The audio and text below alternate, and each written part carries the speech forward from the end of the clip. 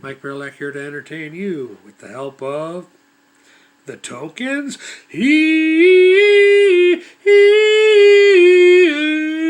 I'm on my way. I'm on my way. In the jungle, the mighty jungle, the lion creeps tonight. This is going to be a film reflection video. I just finished watching a movie I wanted to see since I saw the trailer for it on the big screen years ago. But for whatever reason, 96 was it? Late 90s was a very, very, very popular. There were a lot of movies coming out in the late 90s. Somehow I guess we overlooked this one. I've been wanting to see it for years, and now that I've moved, I'm getting all my stuff organized and stuff. And apparently I found a VHS copy of it at the Goodwill years ago, so I finally watched it today. Michael Douglas and Val Kilmer in The Ghost in the Darkness, a film that makes one ponder questions like, do hippos fart through their mouth? Or do lions really not like the sound of that baboons make?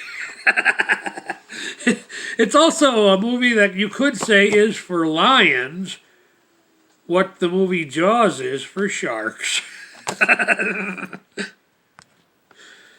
Anyways, the film was written by Jerry Goldsmith and directed by Stephen Hopkins. And Val Kilmer plays this Patterson dude, who is basically a construction engineer. They're building a railroad track, and they need to build a bridge in East Africa. And so he's kind of in charge of that whole thing. The boss back in the States, back home, is kind of a Jake. But I enjoyed the film. Had the whole man versus beast thing going on throughout. Also different cultural things. There was at one point there was a guy trying to push his religion or whatever on the Val Kilmer character, John Patterson, and the African dude, Samuel was his first name. Anyways, he told the guy straight out, listen, my mother was a Roman Catholic and my father was a Protestant, so good luck. And then Samuel, the African guy, says, I have 4 wives. Good luck. And then later in the story, Val Kilmer's character is writing a letter to his wife, and the Samuel character takes note of, you like your wife, don't you? He's like, yes, I do. Very much so. Then he goes away, and then Samuel thinks to himself, I don't like any of my wives. That's the difference. A king has to have a queen. That's the difference. So apparently it is supposed to be based on a true adventure set in 1896, according to the back of the VHS case, and 1898 according to the film. So I don't know if that was a typo in this distribution or what, but anyways, it's supposed to be based on an actual adventure set in the late 1800s sometime in East Africa. But the story centers around, it's actually 2 lions, 2 rogue lions who seem to be killing for sport, not for what, lions are naturally supposed to hunt. Anyways, but these lions are basically destroying any chance Val Kilmer's character, Patterson, has of getting the job done within 6 months so he can be back home just in time to see his son come into the world. Because his wife back at home is pregnant with their child. And these 2 rogue lions are kind of putting a monkey wrench in his plans. he's got a crew, they're building this bridge for the train to go across there. And East Africa, and these lions are kind of putting a monkey wrench in his plans. So at that point, Remington, Michael Douglas's character, comes um, to the storytelling, and boy, does he make an entrance. Not only does his character make an entrance into the movie, but he brings his own damn army with him. He's like a guy who, I guess, years ago, or through some sort of business dealing involving gunpowder, I think, his lost his whole family and basically decided to stay there in East Africa, and he got a reputation as a big time gamer.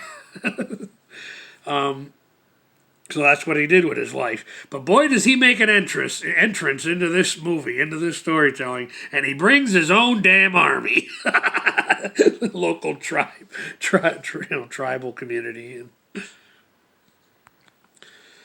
That Patterson trying to prove to his boss back home, the Jake, that he can get rid of the lion on his own. He kind of formulates a trap, which was a good idea, I thought, but unfortunately the locals are not. Michael Douglas's character makes a point of you have to control your fear. And part of the reason I think his idea with this trap didn't work is because the men behind the things were let the fear get hold of them, and they weren't able to focus. At that vantage point, there was no way one of the three guys couldn't have shot the damn thing point blank in the head, but they let their fear control them, and that's kind of like an ongoing theme throughout the whole movie, really. The community doctor in this East Africa for the workers, for the guys, the locals that they're hiring as workers to build this bridge for this railroad bridge.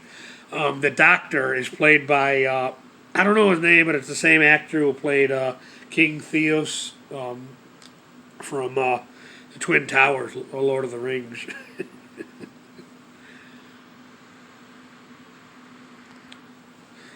I made note of what I called pocket lanterns that are used, hooked onto their belts in late 1800s. I did the Michael Douglas character was digging something out of his bag that for a split second I thought, is that a grenade? No, it couldn't have been a grenade. This is 1890s. No.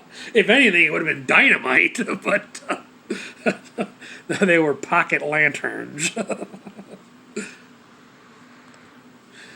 Anyways, I do remember seeing the trailer for this movie when it was brand new years ago and thinking, hey, we got to see that. And I think even, my mom and people I went to go see movies with agreed, but somehow it just slipped through the radar. Good thing I grabbed this VHS from the Goodwill, give or take a decade ago, and finally was able to enjoy the movie tonight. But towards the end of the film, Michael Douglas's character says, I think these lions are after you, meaning Patterson, John Patterson, Val Kilmer's character. And I'm thinking, do these lions not like bridges? Why did I have a vendetta for him?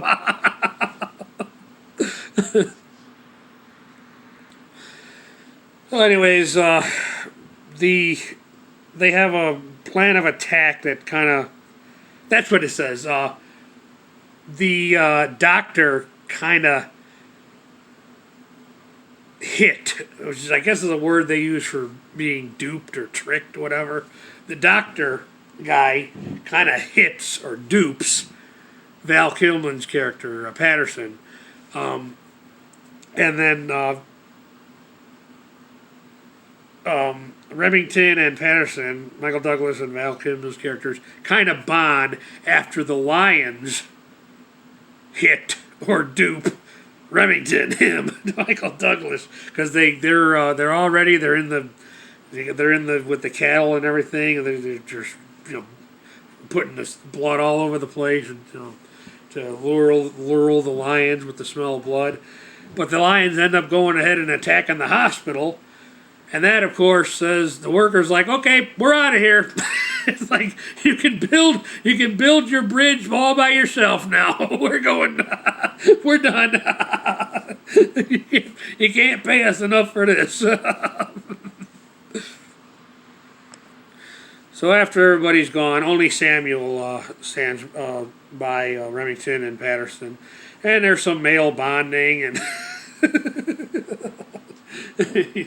And Remington tells Patterson, when you meet your son, make sure you hold him up high.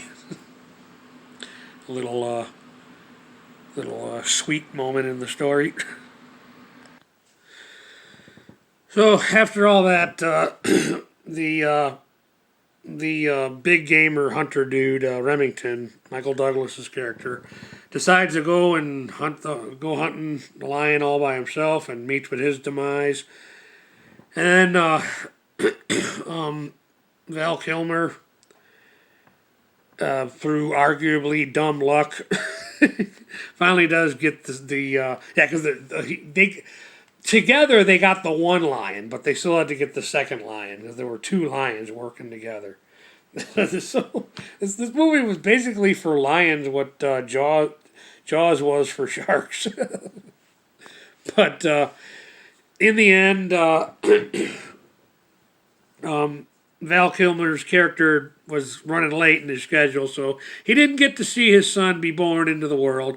But his wife, as promised, made her way to East Africa with the son after he was born. So and he went up there, he picked up his son, he held him up high and all that jazz, and not only that, but he kept his job. He kept his he kept the rep that he had, and now he had a new rep of being a lion killer. So it should be no problem finding some more workers in East Africa to come help him finish his bridge. Everything was as right as it possibly could be in the world there in 1896 or 98. Like I said, I don't know if it says 1896 East Africa on the distributed VH case, but it said 1898 on the film. So I remember because when it started, I was like, what are you going back? So is this, it starts in 1898 and then goes back 2 years? But I'm thinking this has got to be a typo or something on the VHS case.